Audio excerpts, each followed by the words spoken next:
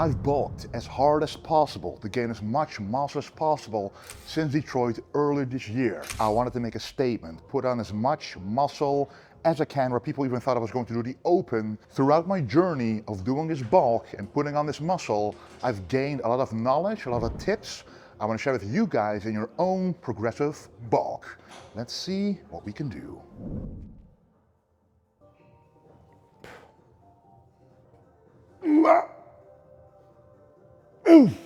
Okay.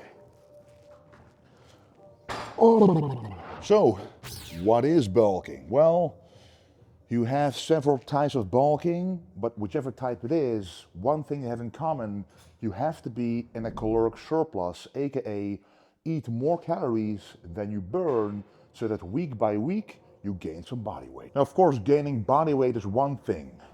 We want to get heavier, but you want the weight you gain to be of high quality.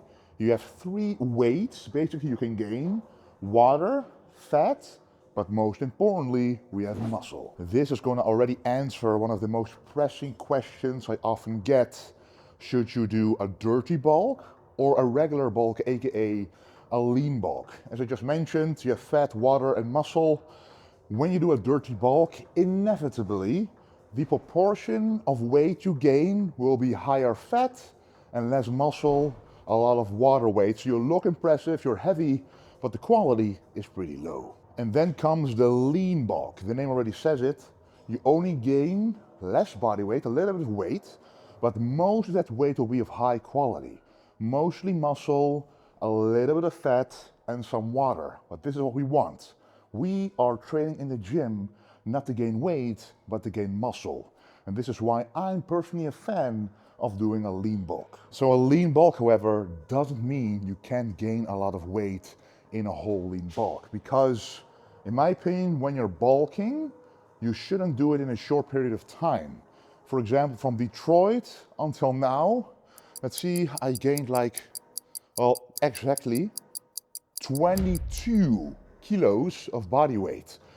And that's over 50 pounds. So it's not a little amount of weight I'm gaining, and most of this weight will be of high quality. So not as much fat as muscle, and not as much water as you would gain in a dirty bulk, where sodium, inflammation, higher carbs, lots of fats play a big role in making you look puffy and not lean and muscular as you should.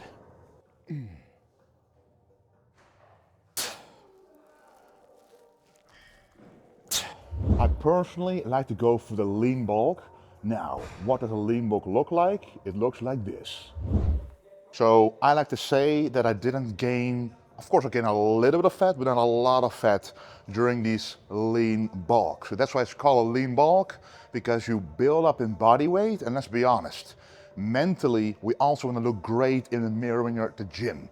If you do a dirty bulk, yes, you look strong in a t-shirt and a vest, but the moment you take it off, you're kind of disappointed. We don't want that. So how do you accomplish a lean bulk? Well, in my opinion, the moment you're done with your cut, your photo shoot, your contest prep, depending on how deep you went, you have to be in stage lean condition from that moment.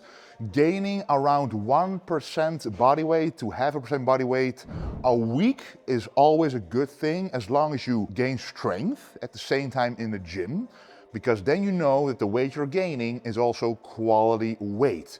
If your strength is the same, plateaus, or even declines, and you gain weight, rest assured, that's going to be fat. So that's why with training, I like to keep a logbook to make sure my weights are going up every single week. Doesn't have to be by much, can be 1 rep, can be 2.5 kilos every time, but it has to go up. Performance and body weight both have to go up at the same time, because if they don't, you're not really bulking in traditional sense. You're just either gaining body weight or you're just not progressing as a bodybuilder at all.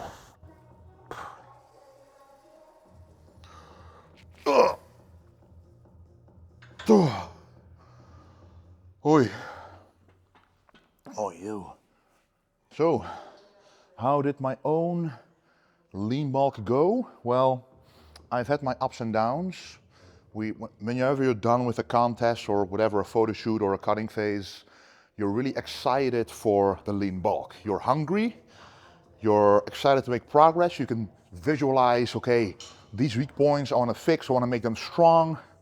But then life happens. So for me, you know, I started eating more, training harder, thinking I was doing great, but here and there, I started to feel inflammation pop up, my knees, elbows, shoulders, it all started hurting, which I never had before, which is why I'm wearing these sleeves right now, by the way, to really help me stabilize those joints again.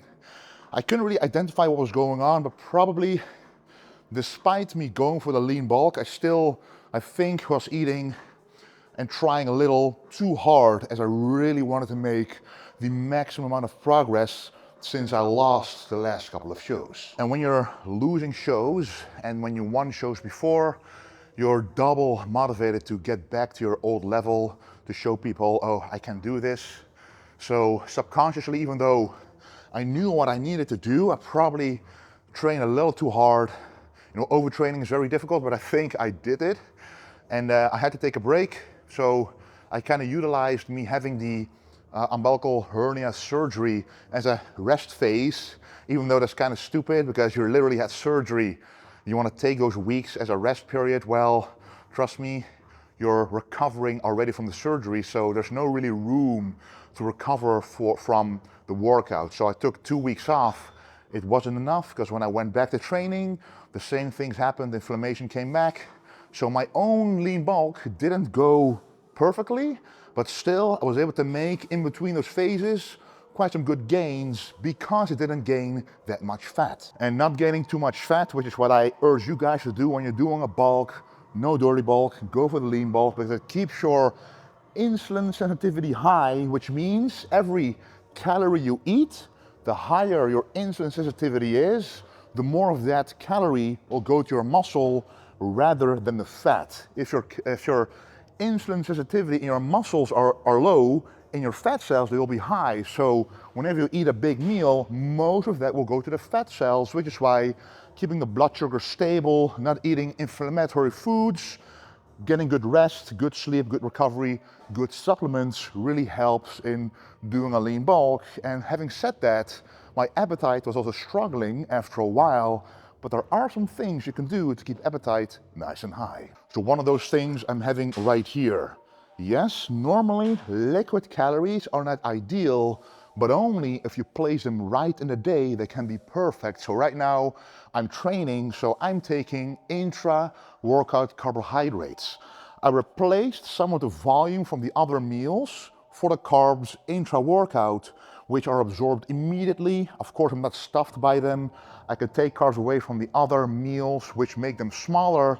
And this, with the ESN Intra, for example, it contains carbohydrates, EAAs, and micronutrients such as the electrolytes you need to get all those glycogen storage filled up in the muscle. You can utilize this energy for your workout. You get stronger, more mechanical tension. More tension is more growth. So intra-workout supplements do help directly and indirectly by not having you to eat so much food outside of the workout and getting the calories where you need them within the workout. If you want to give this intra a shot yourself and want to make your bulk as successful as possible, use code Wesley for the ESN Intra yourself.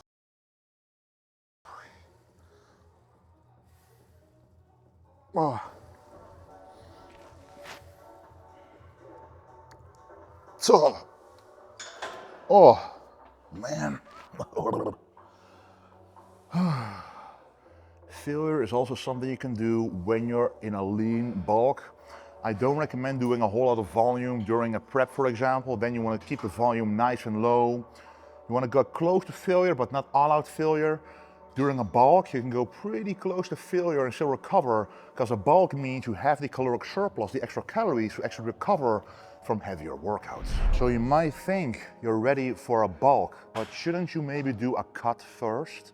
As I mentioned before, the insulin sensitivity, meaning how many calories of what I'm eating is going to the muscle versus to the fat. If it's not low enough, you can start a bulk, but all you're doing is 90% gaining fat, 10% if you're lucky gaining muscle, but the moment you have to lose the fat again, you're gonna lose all the muscle you gained, so it's kind of a lose-lose situation. How do you know if you're ready for a bulk? In my opinion, you should be 10% body fat or less. You should still have an appetite for every single meal that you're eating. When you wake up, you should be hungry. If you test your blood sugar, it should be nice and low, not too high from just sleeping. It should always be low. You should have energy, the workout should be fun. Everything should be there, because if it's not, you won't be in a proper positioning to do a lean bulk or a bulk in general, as it will only, either add stress to your body, not allowing you to gain muscle, but only gain pain, like what happened with me. Maybe the inflammation goes up, or you will just gain fat. So make sure body fat is low enough, your appetite is nice and high, you're in a mirror, you're lean, you're happy with what you're looking at, and you have a clear goal of what you want to do, what you want to improve on your body. So a concrete example, of course, I myself wanted to improve my legs, upper body not so much so. So whenever I did a leg day, I made sure that day was especially above my caloric needs, a little higher than the upper body days, and the total calories and the total rest I took in the night, in the sleep, in the recovery phase was a lot higher when I trained the legs, because that utilized so much more energy out of me compared to the upper body to be able to make them grow. So whenever you have a weak point you want to fix in the off season, make sure you put the training volume, the most of the food and the carbohydrates on those and around those days to make sure you're going to fix what is needed for your next show, photo shoot, or just to be happy with your own physique.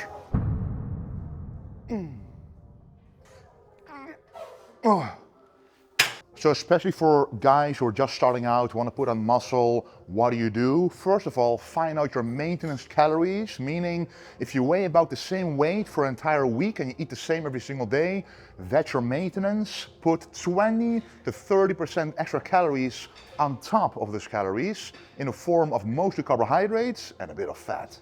Now, when it should remain, of course, a lean bulk, and when you're doing a lean bulk, you're not gaining as much fat, you can still wear tank tops, able tank tops like this to still show off your physique and not be ashamed of it. Of course, use code Wesley for the best possible discounts. And thank you enormously for the golden support.